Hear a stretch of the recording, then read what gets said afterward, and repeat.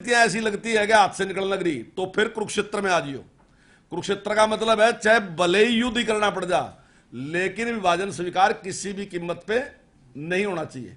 तो अगर विभाजन स्वीकार किया तो उसकी जिम्मेदारी उस टाइम के जो शासक है उनकी है, तो वो जिम्मेदारी से वो भाग नहीं सकते। वही बात इतिहास में लिखी गई, वो सच्चाई है। इतिहास जो है वो घटी घटनाएं हैं, ना कि हमारी मर्जी से कोई लिखा जाएगा। और जो मेरे ख्याल से 1955 से 1958 तक चाइना में हमारे राजदूत रहे, उनकी पत्नी है राजन नेहरू।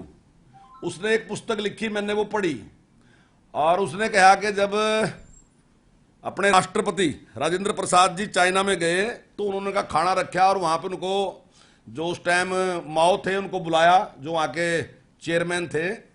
तो डॉक्टर राजेंद्र प्रसाद जी ने बहुत सी बातें बताई कि हमारा कल्चर, हमारी संस्कृति कितनी महान है, लेकिन वो कुछ नहीं बोले, वो सिगरेट ही पीते रहे, जो उसकी किताब में लिखा।